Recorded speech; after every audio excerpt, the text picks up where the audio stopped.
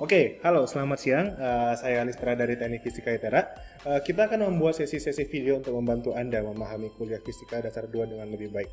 Jadi kita akan mulai dengan menyegarkan ingatan mengenai analisis vektor. Anda tentunya sudah belajar di Fisika Dasar 1, ada beberapa besaran fisis yang berupa skalar, dan ada beberapa beberapa yang berupa vektor. Masih ingatkah apa yang menjadi ciri khas dari vektor? Apa? Ada yang bisa ingat? Arah. Yang membedakan vektor dari skalar adalah arahnya. Ketika kita mendefinisikan suatu vektor, kita tidak boleh lupa untuk memasukkan informasi mengenai arahnya. Besaran skalar seperti massa tidak memiliki arah, sedangkan besaran vektor seperti gaya itu membutuhkan arah. Mengapa arah penting? Oke, jadi misalkan kita memiliki sebuah kotak bermassa M. Ini adalah sebuah kotak bermassa M. Kemudian di salah satu sisi kotak, kita tempelkan benda lain bermassa M juga. Jadi seperti ini, ada kotak awal yang bermassa M, kemudian ada kotak kedua yang bermassa M. Apa yang terjadi kalau seandainya kita meletakkan kotak ini di tempat yang lain? Misalkan kotak pertama di sini, kotak kedua di sini. Apakah beda dari antara kedua ini?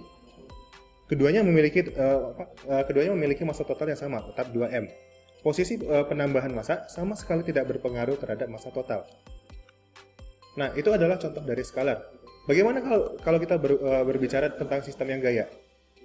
Kita misalkan ada suatu benda bermassa M, ini adalah suatu benda lagi ya bermassa M, nah, seperti biasa. Dia diberikan gaya dari kiri ke kanan sebesar F. Ini adalah kondisi awal kita.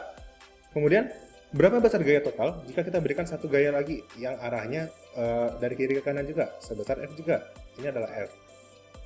Maka F total itu sama dengan 2F.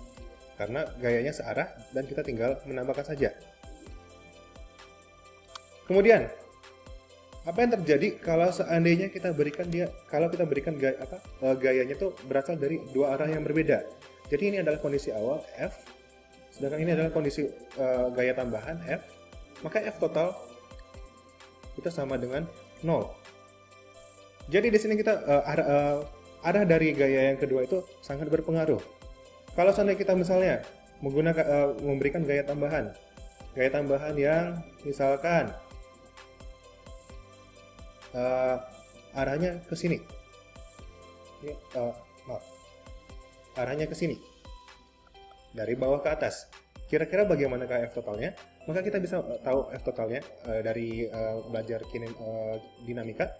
F totalnya akan mengarah ke diagonal dari kiri bawah menuju kanan atas dengan gaya sebesar F total sama dengan F akar 2. Ini adalah beda signifikan dari besaran skalar dan vektor.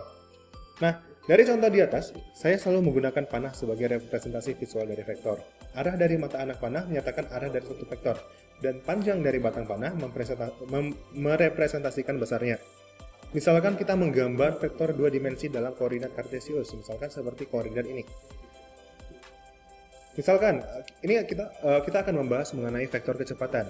Nah, misalkan ada beberapa vektor kecepatan. Ini kita misalkan ada sebuah vektor ke arah positif sebesar ke arah x positif sebesar 1. Jadi kita berikan vektor kecil ke arah positif sebesar 1. Kita beri nama vektor A. Kemudian kita gambar vektor kedua sebesar 2 ke arah y positif. Ini kita beri nama vektor B. Kemudian kita juga bisa membuat satu vektor lagi yang besarnya adalah 2 satuan ke arah x. Kita namakan vektor C. Kemudian kita juga bisa memberikan tambahan vektor keempat ke arah y positif. Kita beri nama D. Nah, ini dia vektornya. Kita bisa melihat bahwa di sini vektor C, panjang dari vektor C itu adalah 2 kali panjang dari vektor A. Kita juga bisa melihat panjang dari vektor D itu sama dengan 2 kali panjang dari vektor B.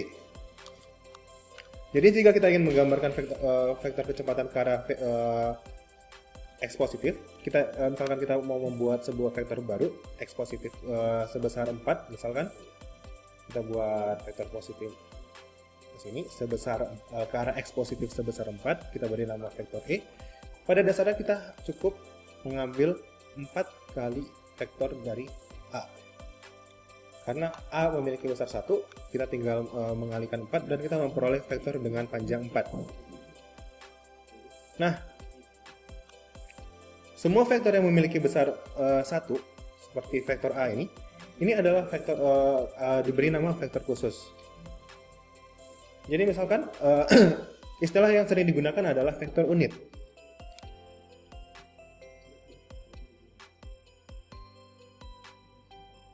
Jadi ini kita memiliki sebuah lingkaran kecil di sekitar titik 0. Ini jari-jari, misalkan jari-jari dari lingkaran ini R adalah sama dengan 1.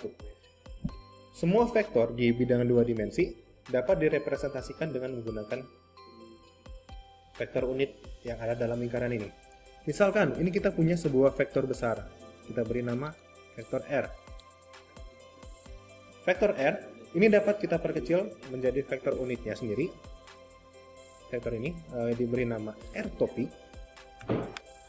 Yang seperti kita ketahui, karena dia merupakan jari-jari lingkaran, maka R-nya adalah 1. Panjang dari vektor unit ini adalah 1. Nah, kita tahu bahwa R ini adalah kelipatan dari suatu bilangan dari R kecil. Karena R kecil ini bernilai 1. Maka vektor R besar ini dapat dinyatakan sebagai N R topi, di mana N ini adalah panjang dari vektor R besar, di mana N adalah panjang dari vektor R besar. Jadi kita bisa tuliskan bahwa R itu sama dengan panjang dari vektor R besar dikali R topi. Atau kita bisa merepresentasikan R topi sebagai vektor unit untuk arah R itu sama dengan besarnya vektor R dibagi panjangnya vektor R. Ini adalah formulasi untuk vektor unit. Ini adalah hal penting yang perlu diketahui karena kita akan banyak sekali berhubungan dengan vektor unit di materi elektrostatik dan elektrodinamik. Nah, untuk bidang 2 dimensi, misalnya seperti ini, bidang Cartesian 2 dimensi. Itu ada beberapa vektor unit yang memiliki nama spesial. Jadi vektor unit yang ke arah X itu diberi nama I. Sedangkan vektor unit ke arah Y itu diberi nama J. Nah, semua vektor yang ada di ruang Cartesian ini itu dapat direpresentasikan sebagai kombinasi dari kedua unit vektor ini. Jadi misalkan kita ambil sebuah vektor sembarang, kita beri namanya misalnya 3i dan 4j. Nah, dari sini ini adalah sembarang vektor R sama dengan 3i tambah 4j. Atau kalau misalnya kita mau membuat vektor ke arah sebaliknya, misalnya ke sini. Ini adalah R aksen sama dengan minus 2i kurang berapa nih? 3j. Jadi semua vektor yang ada di sini, mau vektor ini, mau vektor ini, semuanya bisa dapat digambarkan, semuanya dapat dituliskan sebagai kombinasi dari 3i dan 4j. Ini adalah vektor unit standar untuk 2 dimensi. Nah, untuk 3 dimensi sendiri, kita bisa menambahkan ada lagi yang namanya, jadi tadi untuk arah X positif, itu vektor unitnya diberi nama I. Untuk arah Y positif, itu vektor unitnya diberi nama J. Untuk Z positif, vektor unitnya diberi nama K. Kalau kita berhubungan dengan bidang yang 4 dimensi, bisa lebih banyak lagi ditambahkan. Nah, ini adalah dasar-dasar vektor dan definisi dari unit vektor unit. Berikutnya kita akan membahas tentang operasi-operasi yang dilakukan dalam vektor. Jadi di video berikutnya kita akan berdiskusi tentang operasi yang bisa dilakukan di vektor, seperti operasi penjumlahan, pengurangan, dan perkalian. Tunggu saja.